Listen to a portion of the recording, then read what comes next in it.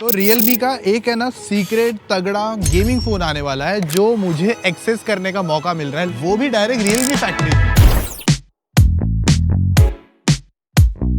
Last time मुझे मौका मिला था कि चाइना की फैक्ट्री में जाके 10,000 mAh वाला फोन था जो था Realme P4 पावर, अंदर जाके टेस्ट करते हैं किस तरीके की टेस्टिंग पर डिवाइस बन रहा है, किस तरीके की थर्मल्स मेंटेन करी जाएगी और क्या प्राइस पर आएगा, क्या परफॉर्मेंस है, वो सब अंदर पता चलेगा अपने को। और आज यहाँ पर हमारी जो हेल्प करेंगे वो है बजूल, प्रोडक्ट मैनेजर एट रियलमी, जो आज हमें ना फैक्ट्री के अंदर का कंप्लीट प्रोसेस समझाएंगे और इवन फोन को कौन कौन से टेस्ट से गुजरना पड़ता है। और आने वाले टाइम पे जो रियलमी का फोकस होने वाला है वो और ज्यादा गेमिंग परफॉर्मेंस सेंट्रिक फोन्स बनाने को लेकर देख रहा है।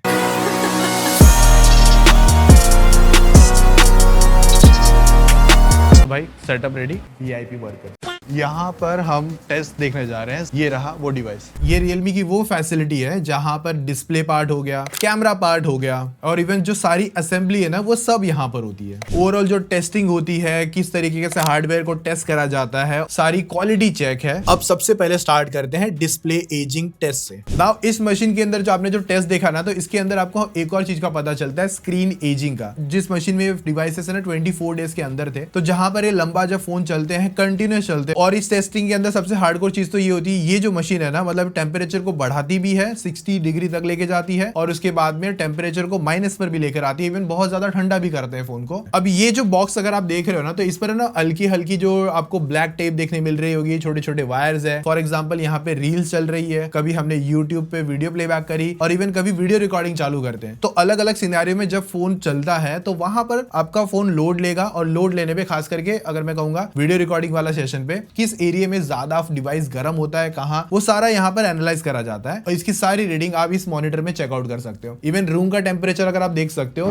तो चलो अब मूव करते हैं नेक्स्ट ब्राइटनेस टेस्ट पर। तो यहाँ पर अलग अलग कलर्स में, अलग अलग ब्राइटनेस में और इवन ऑटो ब्राइटनेस, इस तरीके के सेगमेंट को टेस्ट करा जाता है। और ये जो टेस्ट जब होता है ना, तो पूरा डार्क करके टेस्ट किया जाता है। चलो अब मूव करते हैं नेक्स्ट कलर एनालाइजर स्टेशन पर। पूरा मशीन में एक्यूरेट वैल्यूज वगैरह देखने मिलती है। उससे एटलीस्ट ये तो हो जाता है कि जो रेड है वो प्रॉपर रेड है कि नहीं, कहीं ज्यादा ही रेड नहीं दिख रहा है, कहीं ज्यादा ही ब्लू नहीं दिख रहा, वो सारा यहाँ पर टेस्ट आउट होता है। नाउ हमारे पास जो डिवाइस है जिससे हमने डिस्प्ले की ब्राइटनेस, HBM और कलर एक्यूरेसी टेस्ट करा था, तो जिसके नंबर्स में स्क्रीन पे फ्लैश कर दूंगा। कलर एक्यूरेट डिस्प्ले मिलता है, अच्छे खासे sRGB कलर अचीव करता है और इवन जो ब्राइटनेस के नंबर है HBM के, वो भी मैंने आपके सामने टेस्ट आउट कर दिए। यहाँ पर प्लग एंड अनप्लग का टेस्ट हो रहा है। तो जहां पर जो चार्जर होता है ना, बार बार हम लगाते हैं निकालते हैं, लगाते हैं निकालते हैं, तो कहीं कुछ खराब हो रहा है, कहीं कुछ कॉम्प्लिकेशंस आ रही है, कहीं कोई इश्यूज हो रहे हैं, वो चीजें यहाँ पर देखी जाती है। और ये टेस्ट बहुत टाइम तक चलते रहता है, मतलब इसका नंबर्स भी मैं क्या ही बताऊं, अगर ये 3-4 दिन भी चल सकता है और इवन कभी कभी सिनेरियोज में ज्यादा भी चलते रहता है। तो यहाँ पर ये फोन के साथ तो हो ही रहा है, पर चार्जर के साथ भी टेस्ट करा जाता है। छोटी छोटी चीजों को भी बारीकी तरीके से देखा जाता है। तो इस मशीन को देखोगे ना, इसको रोलर ड्रॉप मशीन बोली जाती है। तो इसके अंदर ना अलग अलग तरीके के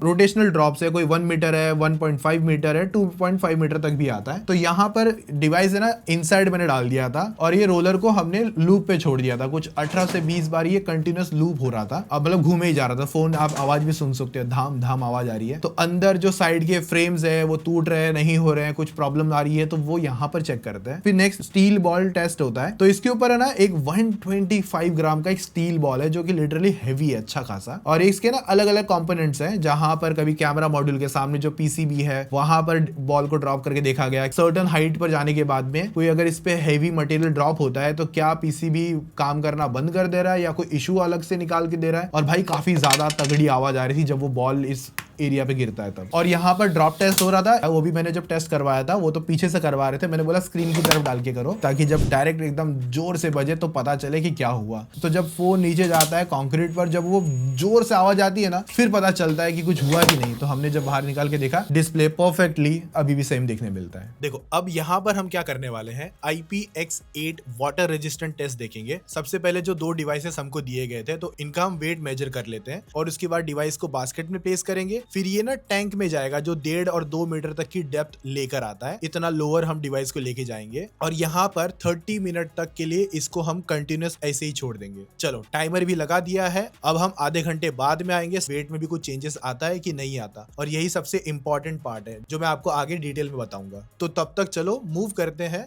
नेक्स्ट टेस्टिंग की तरफ। अब ये चैम्बर्स है ना, ये बहुत इंटरेस्टिंग है। यहाँ पर आपका आईपी रेटिंग का टेस्ट होता है। IPX1 और IPX6 तक की टेस्टिंग यहाँ पर करी जाती है। ये रख दिया कुछ इस तरीके से, और एक सेकेंड डिवाइस है, इसको ऐसे रखो।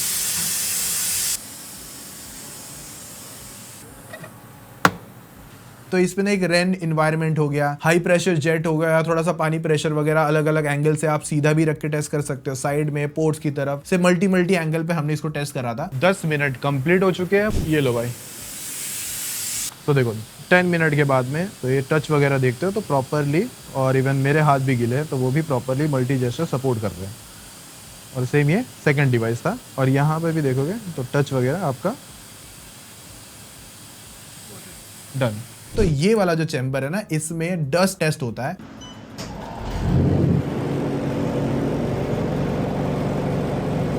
तो अभी सब दिखना बंद हो गया क्योंकि अंदर धूल ही इतनी है और पार्टिकल्स इतने ज़्यादा है, और दो डिवाइसेस हमारे हैंग हो रखे थे। वो एक दिख रहा है आपको, थोड़ा रोटेट भी हो रहा है, पर इसको भाई खोल नहीं सकते। अगर खोल दिया तो सब भर जाएगा इधर। तो इतना करते करते हमने जो 30 मिनट का टाइमर स्टार्ट में लगाया था ना, अब वो ऑलमोस्ट कंप्लीट होने वाला है। सीधा हम वहीं पर वो टेस्टिंग एरिया में वापस जा रहे हैं। तो अब डिवाइस को थोड़ा सा क्लीन अप वगैरह करने के बाद में, एक्स्ट्रा पानी जो भी होगा वो निकालने के बाद में, वेट हमने दोबारा चेक किया दोनों डिवाइसेस का एक एक करके, कि अगर अंदर कोई पानी एंटर करा होगा या कोई अंदर छोटी मोटी पार्ट में कोई इशू या स्वेलिंग या कुछ भी छोटा मोटा पार्ट आता है तो वेट में हल्का सा डिफरेंस आ सकता है। तो यहाँ पर आप देख सकते हो हमने बिफोर एंड आफ्टर टेस्ट किया था, कुछ फर्क नहीं था भाई, मतलब ऑलमोस्ट ना के बराबर कहूंगा। और देखो मैंने ना यहाँ पे इनका पूरा लैब घुमाऊं, और लिटरली यहाँ पर बहुत सारी टेस्टिंग है। मतलब जैसे देखोगे ना, यहाँ पर पूरा IP रेट है, वेदर के हिसाब से फोन कितना गर्म हो रहा है, वहाँ पर डिस्प्ले का सेगमेंट है, यहाँ पे आपने वाटर वाला पार्ट देखा। ऐसे बहुत टर्न्स ऑफ चीजें हैं। इवन कैमरास को लेकर भी कुछ डेडिकेटेड पार्ट इस रूम में था। ये सीक्रेट अगर देखोगे ना, इस रूम में देखने मिलेगा। तो ऐसे हमने बहुत चीजें एक्सप्लोर करी, मजा आ गया लिटरली। इतनी सब कुछ चीजें जो अपने को लगता है कि चलो ठीक है, सिर्फ चार्जिंग टेस्ट हो गया और बैंड और ड्रॉप वगैरह, पता नहीं क्या क्या आपने देखा अंदर, लाइक डिवाइस को ऐसे डाल के घुमा के, और उसकी बिल्ड स्ट्रांगनेस सब कुछ चेक करी गई। चलो आउटर टेस्टिंग तो हमने देख ली, तो अब थोड़ा डिवाइस के इंटरनल चीजों को लेकर बात करते हैं। तो इस बार है ना, रियलमी ने इस फोन के अंदर एक प्रोसेसर के अलावा एक और एडिशनल गेमिंग चिप भी दी है, जो कि आपको क्लियरली गेमिंग परफॉर्मेंस में बूस्ट करवाने के लिए अच्छा खासा हेल्प करके देगी। और इसके अंदर जो प्रोसेसर रियलमी एड ऑन कर रहा है वो है डायमेंसिटी का 7400 अल्ट्रा प्रोसेसर का, जो एंड्रॉइड स्कोर है नियर बाय 1 मिलियन के आसपास आ जाता है, और जिसको हमने थोड़ा गीक बेंच भी देखा, और CPU थ्रॉटल, और बेसिकली एक डेडिकेटेड चिप है जिसका नाम है हाइपर विजन AI चिप। और देखो गेमिंग आपने देखा रहेगा, ज्यादातर जो लोड है ना वो प्रोसेसर पे चले जाता है, बट इसका जो एडिशनल डुअल चिप आता है वहां पर वो सारा लोड ट्रांसफर होगा, और प्रॉपर जो यूटिलाइज करने वाला काम है, गेमिंग में अच्छे परफॉर्मेंस और इवन FPS आने चाहिए, उस तरीके से परफॉर्म करवा के देगा। और जो रियलमी के अंदर हमको देखने मिलता है GT मोड, जहां पर आपका CPU and even touch sampling जो बूस्ट करके देता है, और जिस पर आपको मैक्सिमम गेमिंग की परफॉर्मेंस निकाल के दे सकता है। और इवन साथ में आपको गेमिंग के अंदर गेमिंग AI सूट मिलते हैं, जहां पर आपको hyper motion, hyper clarity, hyper vision, even always on HDR, और साथ में क्लीन अप एक्सेलरेशन, जो कि आपकी गेमिंग को और ज्यादा बूस्ट करवा के देगा। तो अभी के लिए इस पे 90 FPS अनलॉक्ड है। तो हमने जो गेमिंग, अभी अगर मैं सिंपल वे में समझा दूं तो यहाँ पर अच्छी खासी लॉन्ग सेशन करने के बाद में 30 मिनट का एक नॉर्मल गेम प्ले करके देखा, फिर उसके बाद में 1 आवर का गेम प्ले करके देखा, जिसमें गेमिंग के 90 FPS के एवरेज मैं कहूंगा काफी अच्छी तरीके से परफॉर्म करवा के देता है। बट यहाँ पर फोन की थर्मल्स को बेटर रखने के लिए इसके अंदर आपको VC चैम्बर मिल जाता है, जो कि 7000 mm का है, जो कि आपका air flow VC chamber better way में और ज्यादा अच्छी तरीके से कूल करवा के देता है डिवाइस को। और गेमिंग के अंदर आपको ना टच सैम्पलिंग रेट की भी बहुत ज्यादा रिक्वायरमेंट होती है, खासकर जो FPS गेम्स होते हैं ना, इस पे ज्यादा रिक्वायरमेंट होती है। इसके अंदर आपको हाइपर टच चिप G1 मिलती है, जहां पर आपको 3000 हर्ट्ज का टच सैम्पलिंग रेट मिल जाता है। बाकी वैसे आपको डिटेल में पूरा गेमिंग और इवन कुछ और हिडन चीजें हैं जो मैं आपको गेमिंग पाठशाला पर और ज्यादा डेप्थ में जाके समझा सकता हूँ, तो वहां पर आ जाना। उस वीडियो का लिंक मैं नीचे डिस्क्रिप्शन में डाल दूंगा। और रियलमी ने हमको एक बात और बताई, आने वाले टाइम पे रियलमी और ज्यादा गेमिंग परफॉर्मेंस वाले फोन पे टारगेट करेगा, और अपने प्राइस सेगमेंट के अकॉर्डिंग जो फोन्स उनके जो बेस्ट आ सकते हैं वो पूरा लाने की कोशिश करेगा। 8000 mAh की बैटरी मिलती है, और बॉक्स के अंदर जो चार्जर है ना वो भी 80 वॉट का मिल जाता है। 6 साल तक ये बैटरी की जो हेल्थ है वो अच्छी रहेगी, और इवन लंबे सेशन परफॉर्मेंस के लिए भी बिना किसी प्रॉब्लम इस डिवाइस को आप यूज कर सकते हो। और ये जो डिस्प्ले है सैमसंग की M14 प्रीमियम डिस्प्ले है, जो कि पावर एफिशिएंट भी है। मतलब बहुत सारे फ्लैगशिप प्रीमियम फोन्स में इस डिस्प्ले को यूज करा गया है। तो देखो, मुझे तो मौका मिला डिवाइस को प्रॉपरली देखने में, प्रैक्टिकल टेस्ट करवाने में। ड्रॉप टेस्ट हो गए या इवन वाटर टेस्ट हो गए, और इवन इनसाइड भी डिवाइस के सब चीज देखने मिली Realme की फैक्ट्री के अंदर। अब अगर प्राइसिंग की बात करते हो ना, तो ब्रांड के अकॉर्डिंग ये फोन 30,000 से 32,000 की प्राइस ब्रैकेट पर हमको देखने मिल सकता है। मे बी इससे भी लॉन्च कम में भी हो सकता है, कार्ड डिस्काउंट वगैरह लगाकर। तो ओवरऑल जो पैकेज है ना, वो काफी इंटरेस्टिंग बन जाता है। तो जबकि ये आपको बैटरी लंबी दे रहा है, मल्टीमीडिया एक्सपीरियंस भी परफेक्ट तरीके से निकाल के देता है, और इवन कुछ कैमरा सैंपल्स भी हमने ट्राई करे थे, जिसके कुछ सैंपल्स मैं आपके सामने फ्लैश कर दूंगा, और काफी इंटरेस्टिंग पोर्ट्रेट्स वगैरह ये खींच के दे देता है अच्छी लाइटिंग कंडीशन में। और होप सो आप लोगों को भी मजा आया रहेगा, तो लाइक कर देना भाई, और अब कुछ और इंटरेस्टिंग आगे जाके करना है तो जरूर बताना कमेंट के अंदर, और सब्सक्राइब कर देना। मिलते हैं नेक्स्ट वीडियो में, तब तक के लिए मजे मारो, बाय बाय।